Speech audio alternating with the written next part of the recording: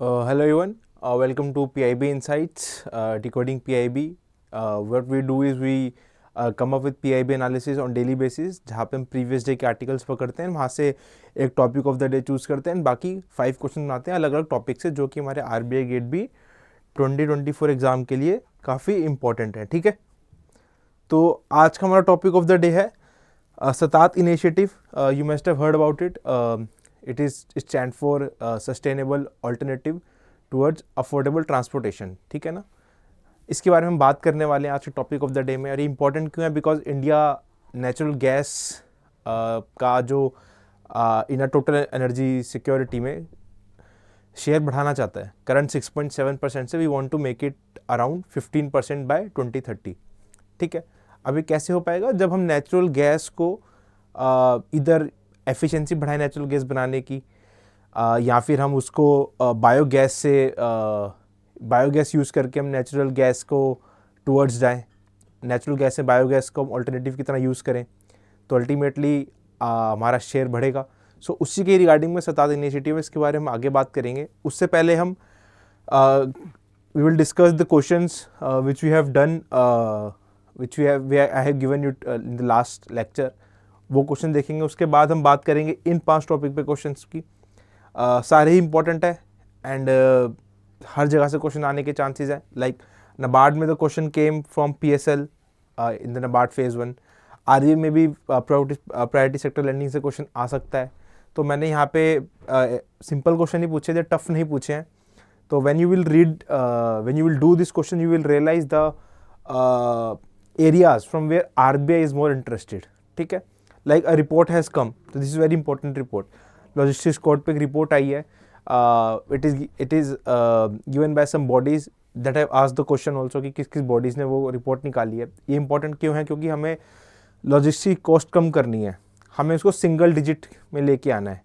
It is more than 10% in are case, in India's case, the logistics cost of the total transportation cost. I am telling logistic cost is more than 10%. ठीक है, इसको हमने कम करना है. अब कम कैसे करेंगे? जब हम एफिशिएंसी लेके आएंगे. तो उसके लिए काफ़ी सारे इनिशिएटिव्स हैं लॉजिस्टिक सेक्टर के अंदर, वो अलग चीज़ है, हम बाद में बात करेंगे. It is not related to this particularly from this report. And ठीक है, तो उसको अगर हम ट्राई करेंगे कि नेशनल लॉजिस्टिक्स पॉलिसी को हम अलग टॉपिक ऑफ द डे में कवर करें, तो डिटेल का टॉपिक है वो. ठीक है, सिमिलरली श्रमयोगी मानधन योजना, ठीक है, बहुत इंपॉर्टेंट है फॉर अनऑर्गेनाइज्ड सेक्टर. तो जो भी स्कीम है वो अनऑर्गेनाइज्ड वर्कर्स के लिए है, तो it becomes important for us. ठीक है, अब स्टार्ट करते हैं. सो कल के क्वेश्चन से स्टार्ट करते हैं. So yesterday I asked you on vibrant village programme. ठीक है, वाइब्रेंट विलेज प्रोग्राम, तो it is basically to make better infrastructure in दो states which are having a boundary with China. Like जो जो states हमारी China से boundary लगा रही हैं, उन स्टेट्स के अंदर हमें इंफ्रास्ट्रक्चर डेवलप करना है. ठीक है, इसके अलावा एक और स्कीम होती है बॉर्डर एरिया डेवलपमेंट प्रोग्राम. उसके अंदर we cover all the states, border states. It is a separate programme and scheme. This is a separate thing. It is launched recently. ठीक है, तो यहाँ पे all the 3 statements are factual in nature. So अगर आपको पता है तो पता है, otherwise you might not be able to answer this question. But the C statement you can guess, because you should be knowing कि the vibrant village program is for those states which are bordering with China. ठीक है, तो ये सारी states हमारी China से border करती हैं. ठीक है, Sikkim, Uttarakhand, Ladakh, Himachal, Arunachal Pradesh. So this will the correct statement. अगर मैं यहीं पे आपका मिज़ोरम लगा दूँ, त्रिपुरा लगा दूँ, तो वो गलत हो जाएगा. ठीक है, 4800 करोड़, हाँ इतना ही आउटले है. And this is also correct, किसके बीच में ही ये स्कीम को इम्प्लीमेंट करना है. So all the statements are correct here. So fourth, all ABC is the right answer. Now this is regarding the gram panchayat development plan. This was a very tricky question and difficult question. अगर ये question exam में आता तो I am sure 99% बच्चे इसको गलत ही करके आएंगे, बिकॉज ये बहुत डिफिकल्ट क्वेश्चन है. एंड डिफिकल्ट इसलिए क्योंकि थोड़ा कॉन्सेप्चुअल भी है, प्लस इसके लिए डिटेल में पढ़ना पड़ेगा. तो the link I have given you yesterday, अगर आपने वो खोल के रीड किया होगा तो आप उसको आंसर कर दोगे. तो पहला है यहाँ पे कंडक्टिंग सोशल ऑडिट.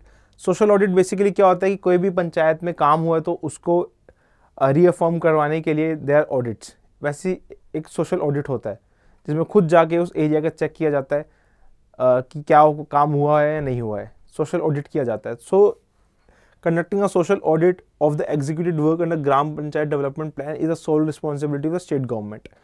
तो यू माइट से कि नहीं ये गलत हो सकता है, सेंट्रल गवर्नमेंट की भी रिस्पॉन्सिबिलिटी हो सकती है, but this is the correct statement. It is directly mentioned in the PIB. It is the sole responsibility of the state government. Is a correct statement. It looks extreme, it looks wrong, but this is the correct statement. The plan needs to be uploaded. This I'm talking about this plan. The plan needs to be uploaded on both eGram Swaraj portal and PMFS motor system. So here this is incorrect statement. The plan needs to be uploaded only on the eGram Swaraj portal, and this is automatically linked with the PMFS system. So there is no need to upload on PFMS separately. You need to upload the plan on the eGram Swaraj portal. ये क्यों किया जा रहा है? Because once you give them the plan, तो जो finances है, जो फाइनेंसिस सेंटर से मिले हैं, जो स्टेट ने एलोकेट करे पंचायत को, वो अच्छे से प्रोडक्टिव मेथड मैनर में लग सकते हैं according to the plan, and उसके बाद में प्रॉपरली ऑडिट भी किया जा सकता है. इसलिए ही हम प्लान को eGram स्वराज पोर्टल पे अपलोड करते हैं. सेकंड स्टेटमेंट हो जाएगी हमारी गलत. ठीक है. Third statement is eGram Swaraj allows for online audit for panchayat accounts and this thing. This is incorrect statement. There is some other portal, the online audit platform है, not eGram Swaraj. eGram Swaraj पे audit नहीं किया जाता है. It is just for like monitoring and uploading plan, implementing the plan. The audit part is done, online audit part is done on some other platform. So this is also incorrect statement. The only A is the correct statement. तो यहाँ पे देखो important क्या था? important था eGram Swaraj के बारे में पता होना चाहिए exactly होता क्या है eGram स्वराज पोर्टल के ऊपर. ठीक है, यह को पता होना चाहिए. Then you also need to understand about this social audit thing. So कुछ चीज़ें हैं जो आपको अलग से पढ़नी पड़ती है, तो इन चीज़ों के लिए you can refer our PDF PIB सूत्रा. अगर या फिर अगर आपने हमारा RBI कोर्स ले रखा है तो वहाँ पे संपूर्ण मैगजीन में you can get the detailed coverage of such things. ठीक है. अदरवाइज अब खुद से सर्च करोगे तो आपको ये टीडियस टास्क बन जाता है, as you must have realise till now. ठीक है. अब थर्ड स्टेटमेंट है हमारी ब्रिक्स ब्लॉक. अब ब्रिक्स ब्लॉक 6 कंट्रीज ने ज्वाइन किया था, उसमें से यूरुग्वे नहीं है, अर्जेंटीना, UAE है, इजिप्ट है, इथोपिया है, एंड बाकी 2 और कंट्रीज है. You have to comment them. ठीक है. वो 2 और कंट्रीज कौन है जिन्होंने ब्रिक्स को ज्वाइन किया है? You have to mention them in the comment section, but Uruguay नहीं है उनमें से. ठीक है.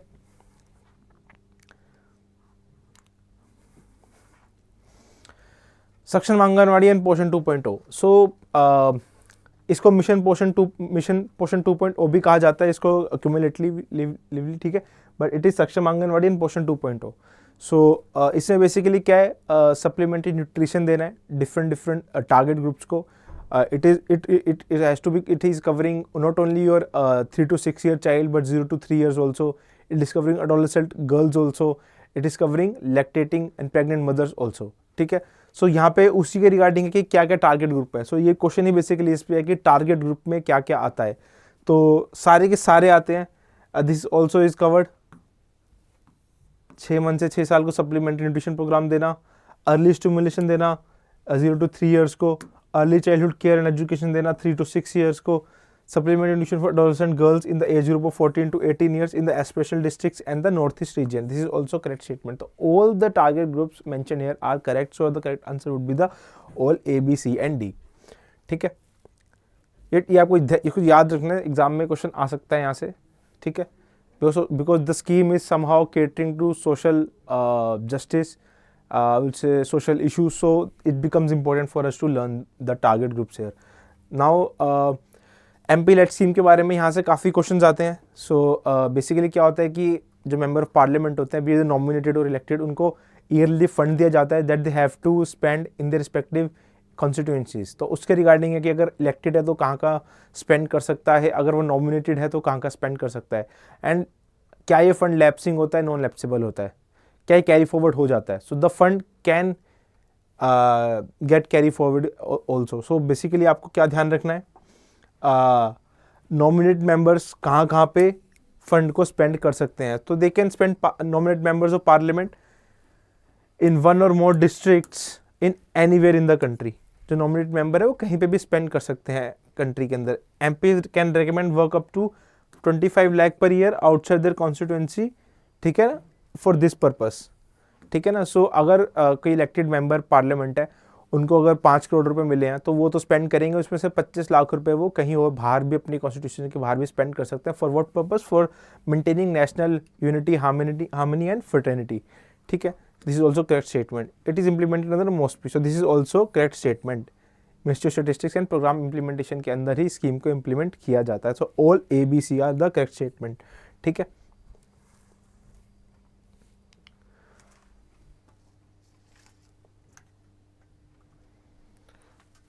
now another topic of the day.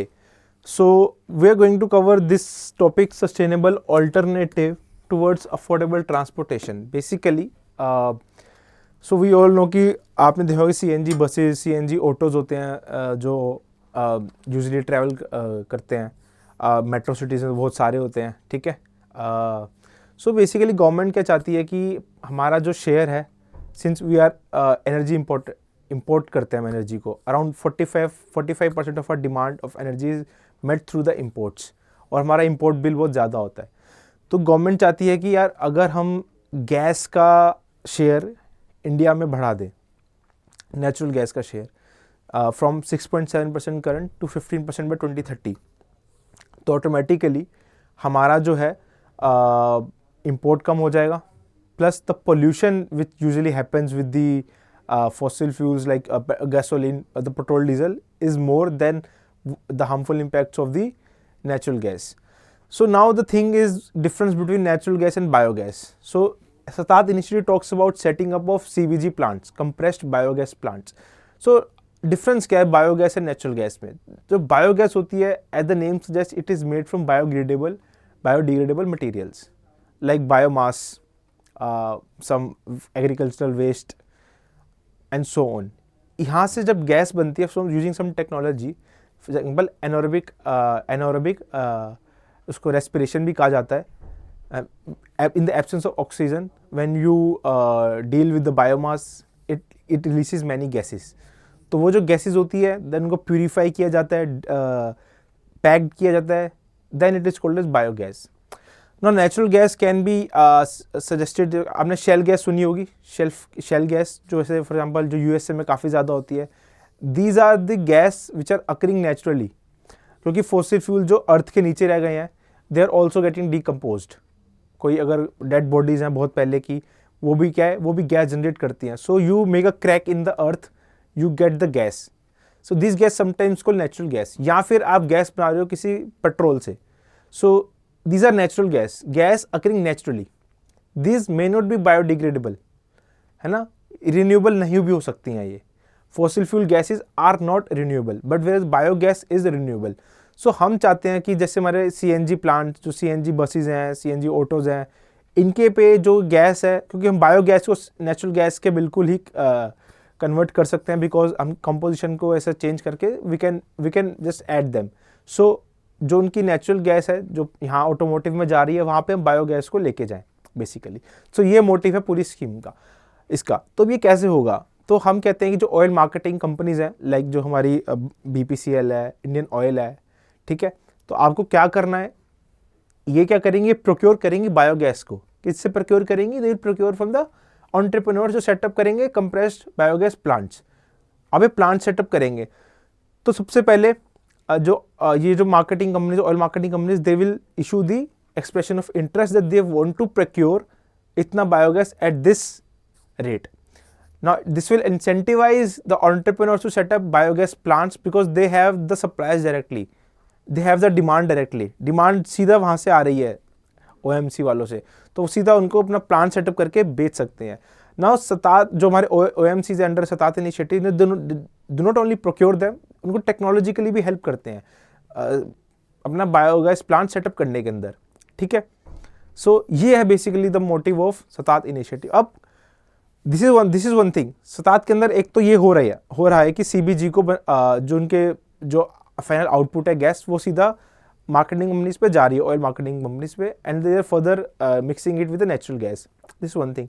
उसके अलावा CBG के अंदर सिंस जो वेस्ट है वो अलग अलग जगह से आ रहा है, तो CBG प्लांट सेटअप करने में और भी गवर्नमेंट हेल्प करती है, असिस्टेंस दे के। हम आगे देखें कैसे गवर्नमेंट हेल्प कर रही है in setting up those CBG plants. ठीक है, सो ये टारगेट्स हैं। सिंस 2023-24 का ही टारगेट है, 2018 के करीब ये स्कीम आई थी, तो अब ऑलमोस्ट 5-6 साल होने वाले हैं। तो टारगेट जो था इसका ये था 5000 CBG प्लांट बनाना 2023, 15 मिलियन मेट्रिक टन का एनुअल कैपेसिटी बनाना, 50 MMT बायोमैन्योर बनाना। देखो अब क्या होता है व्हेन यू गेट द अब बायोमैन्योर कहाँ से यहाँ पे आया, जब आप क्या कहते हैं एग्रीकल्चरल वेस्ट, घर से कोई वेस्ट, होम वेस्ट हो गया, जो इससे जब आप बायोगैस बनाते हो, बायोगैस भी बनती है बट कुछ वेस्ट भी जनरेट होता है। तो कुछ वेस्ट जो होता है that can be use as fertilisers. तो यहाँ पे दो फायदे हो रहे हैं, एक तो हम फर्टिलाइजर्स भी प्रोड्यूस कर सकते हैं using that bio waste, and gas भी प्रोड्यूस कर सकते हैं। So there is also component of fertilisers in this SATAT initiative. तो टारगेट है 50 MMT बायोमैन्योर बनाने का भी इसके अंदर बाय 23-24। ठीक है। Now in exam how can a question come, like in RBI they can ask which of the following is not the pillar of the Satat initiative. So there are 4 pillars of Satat initiative. One is energy future, other is energy access, the third is energy efficiency, and the energy sustainability and energy security. Sorry, these are the 4. Energy access, energy efficiency, energy sustainability and energy security. तो वो exam में 5 option देंगे, उसके अंदर HR भी option होंगे और एक और ऑप्शन होगा जो बेसिकली इसका नहीं है पिलर, तो आपको बताना नहीं है। तो आपको ये जो ऐसी चीज़ें होती है ना, देखो मैं एक आपको हिंट देता हूँ, कभी आप पढ़ रहे हो और कहीं पे आप देखते हो किसी स्कीम के 4 पिलर हैं, 4 कंपोनेंट हैं या 5 कंपोनेंट है ना, तो आप उसको जरूर याद रखना, बिकॉज यहाँ से एग्जाम में क्वेश्चन बनाना बहुत ईजी रहता है। सो ये है 4 पिलर्स, ठीक है ना, 4 पिलर्स। सो इससे हिंट आ रहा है कि एग्जाम में क्वेश्चन बनाना थोड़ा इजी है, थोड़ा डिफिकल्ट है। People will not remember the 4 pillars very easily, काफ़ी डिटेल में जाके पढ़ेगा तभी याद होगा। तो ये क्वेश्चन बनाना इजी भी है एंड टफ भी है, मतलब क्वेश्चन खुद में भी टफ है, बनाना इजी है। तो सच एरिया आपको आइडेंटिफाई करते हैं whenever you are reading scheme. तो द 4 पिलर्स में energy access, efficiency, sustainability and energy security. अब मैं एग्जांपल देता हूँ, RBI गेट भी फेज 1 में पिछली बार एक क्वेश्चन था कि फॉरेन ट्रेड पॉलिसी ने ना कुछ आई रिमेंबर कि कुछ इंडस्ट्रियल टाउन सेटअप करने थे, आई डोंट रिमेंबर कि क्या था वो। तो उसके अंदर अलग अलग जगह थी, आई थिंक मिर्ज़ापुर था, मुरादाबाद, आई थिंक ऐसे 4-5 सेंटर्स थे। तो 4 सेंटर्स थे, तो उन्होंने पूछा कौन सा नहीं है बेसिकली। सो एग्जाम के अंदर it was part of foreign trade policy, 2023 के अंदर ही आई थी। तो एक तो करंट का पार्ट भी था, and as am telling you कि वहाँ पे 4 ऐसा उसके वो थे, एरियाज थे, सेंटर्स थे जहाँ पे वो बनने थे। सो इसलिए उन्होंने क्वेश्चन पूछ लिया RBI ने, तो इसलिए आपको ध्यान रखना इन चीज़ों के बारे में, ठीक है।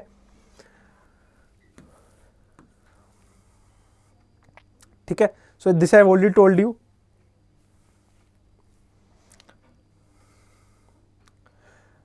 ठीक है, अब यहाँ पे जो कंप्रेस्ड बायोगैस है, ये एक ना एक स्टैंडर्ड की होनी चाहिए। इट जस्ट नॉट कि कोई भी गैस हो, it has to has 90% methane.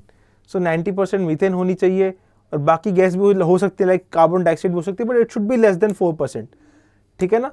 And CBG produce कैसे होती है, it is produce anaerobic digestion. Anaerobic digestion मतलब कि इन the absence of oxygen digestion, और उसको एनारोबिक कहा जाता है, और बायोमास। अब क्या क्या वेस्ट आ सकता है, agricultural residue, cattle dung, sugar cane press, municipal solid waste, sewage treatment plant waste, etcetera. This biogas can be purified to remove the hydrogen sulphide, carbon dioxide, water vapor, and when it's this purified gas, biogas methane content more than 90% compressed to maximum 250 bar and filled up with cascades, it is called as compressed biogas. ठीक है, तो ये technical definition है, you can remember this specially for exams like NABARD, but RBI में भी you can remember, they can ask in exam कि vacancy environment से related है, तो योर ESI से भी, सोशल इशू से भी कहीं ना कहीं रिलेट करते हैं, तो यहाँ पे आप याद कर सकते हो इन चीज़ों को। तो you have to remember this things, ठीक है। Now as I told you कि CBG की जो प्रॉपर्टीज है, this are almost similar to compressed natural gas, so that wise way they can be used as an alternative. It is sustainable alternative. CNG which is getting from fossil fuel is not sustainable as such, तो CBG is a sustainable here, ठीक है।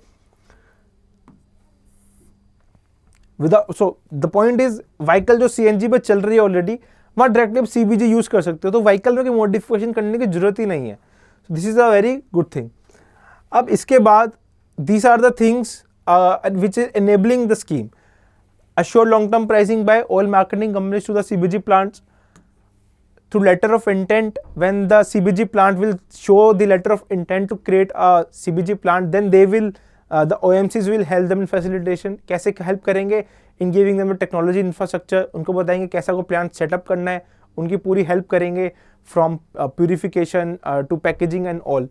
Priority sector lending, इस पर मैंने question भी पूछा है आगे. तो since agriculture is a part of your priority sector lending and CBG plants कहीं ना कहीं एग्रीकल्चर से डील कर रहे हैं, सो अगर सीबीजी प्लांट वालों को लोन चाहिए बैंक से तो उनको प्रायोरिटी सेक्टर लेंडिंग के अंदर सही रेट पे इंटरेस्ट पे लोन मिल जाएगा.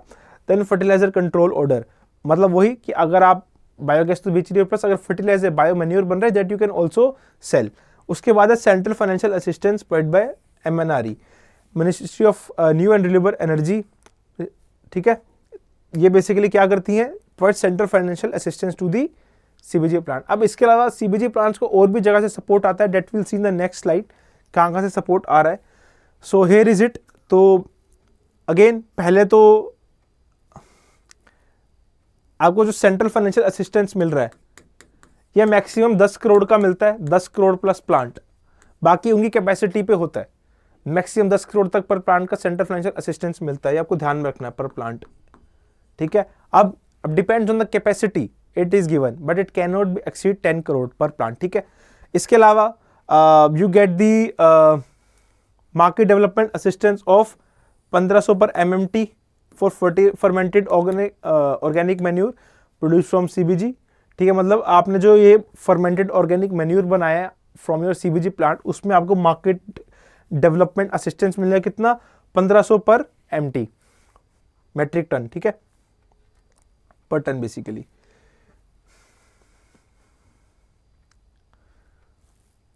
उसके अलावा you will get support from schemes like Swachh Bharat mission as well, because वहां से आपको क्या मिलने वाला है. देखो सीबीजी प्लांट्स को अल्टीमेटली क्या चाहिए, वेस्ट चाहिए.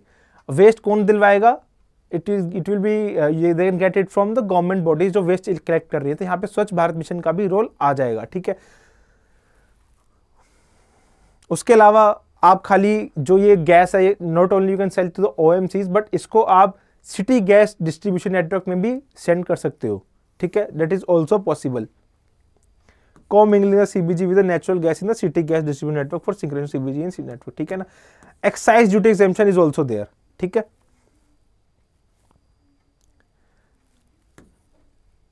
This you can read, there are lot of things that is happening like Swachh Bharat mission के अंदर आपको भी सपोर्ट मिलेगा. ठीक है, सो सीबीजी प्लांट्स को बहुत एरिया से सपोर्ट मिल रहा है. तो जो फैक्चुअल था आई हैव टोल्ड यू, बाकी non factual thing operational help भी आपको बाकी जगह से मिलती है. That is not so much important for the exam oriented. ठीक है, क्या इंपॉर्टेंट है, जो फैक्चुअल डेटा होता है like this market development assistance under the for manure, basically the manure they are producing from the plant. ठीक है, so this is about a start initiative. I hope अब वो क्लियर हो गया वो चीज़ें क्या है और हमारा टारगेट क्या है, कितनी नेचुरल गैस हमें करनी है आउट ऑफ टोटल एनर्जी, 15% करनी है बाय 2030. ठीक है, now will do the questions. So this is the question because यहाँ पे डेटा है since the scheme CGT MSC was launch in 2000. तो अभी से लेके तब से लेके अब तक 23 साल में कितना हमने इसके अंदर गारंटी दे दी है, हमने कितना लोन डिस्पर्स हो चुका है. So this was data given in the PIB. तो मैंने बट CGT MS पे कॉन्सेप्चुअल फैक्चुअल है मोस्टली तो क्वेश्चन पूछा है because in this budget 23-24 budget few changes have happened in this CGT MSC. क्या चेंजेस है उसके बेसिस पे ही ये है. सो आपको बताना है कि जो कितनी सीलिंग होगी गारंटी की, मतलब कितना लोन का मैक्सिमम अमाउंट होना चाहिए जिस पे गारंटी मिलेगी. अगर आप 100 करोड़ का ले रहे हो तो 100 करोड़ पे गारंटी नहीं मिलेगी कि 2 करोड़ पे मिलेगी, कितने करोड़ पे मिलेगी. ठीक है, देन अगर आपने फुलफिल नहीं करी, लोन फुलफिल नहीं कर पाए तो आप लीगल प्रोसीजिंग तो होगी. तो कितना अगर मिनिमम लोन हुआ आपका तो नहीं होगी लीगल प्रोसीजिंग्स, तो वो उस पर क्वेश्चन है.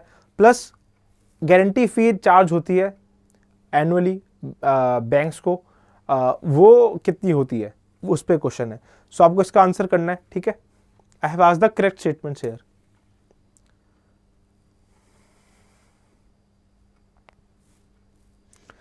Now this is the question, direct question है, PSL टारगेट बताओ. Now one more thing guys, I have forgot to tell you कि ये 16 basically this is basically percentage पर adjusted net bank credit ANBC. ठीक है ना, like कितना percentage of the bank credit है जो है एडजस्टेड नेट बैंक क्रेडिट, कितना बैंक क्रेडिट में से कितना परसेंट, कितना और टोटल आप यूँ सोच लो कितना टोटल लोन में से कितना लोन आपको एग्रीकल्चर को जाना चाहिए, 16%, 15%, 18%, 20% या 12%, ठीक है। तो आपको इसको आंसर करना है। देन फास्ट ट्रैक कोर्ट्स को लेके नाउ यहाँ पे मैं कोई हिंट दे देता हूँ, there is a difference between fast track courts and fast track special courts. अब क्या डिफरेंस है that you can get to know just by reading the PIB article that I have mentioned in the last slide. तो fast track court and fast track special court में difference है, the difference you need to understand and then you will be able to answer this question, ठीक है। थोड़ा difficult है ये, थोड़ा क्या काफ़ी डिफिकल्ट है बिकॉज थोड़ा डिटेल में भी है एंड थोड़ा अनऑर्थोडॉक्स टाइप ऑफ क्वेश्चन है ये। Then comes the quite simple question, Pradhanmantri Shram Yogi Maandhan योजना पे आपको बताना है कि कितना पेंशन मिलेगा when you attain the this much age, देने कितनी एज पे वो कितना पेंशन मिलेगा।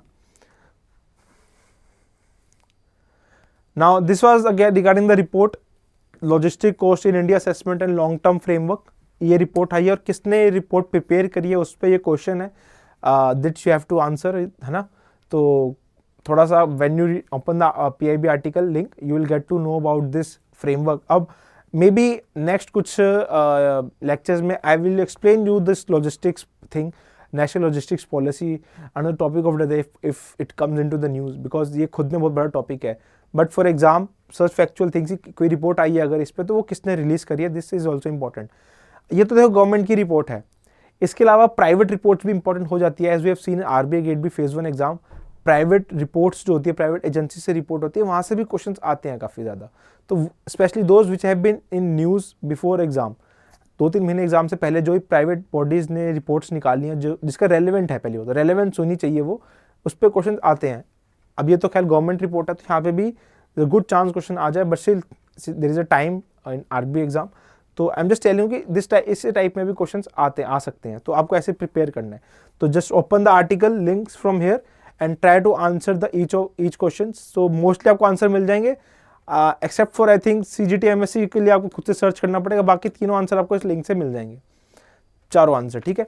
So thank you guys, today's lecture खत्म होता है, मंडे को मिलते हैं। अब हम मंडे को I will come up with the जो हमारे सैटरडे या संडे को भी जो न्यूज़ में आया होगा पीआईबी में, that will also cover on the Monday. Friday का भी करेंगे। सो ठीक है, तो कंटिन्यूसली सुनते रहिएगा, काफ़ी इंपॉर्टेंट है पीआईबी करना हमारे लिए। So keep studying.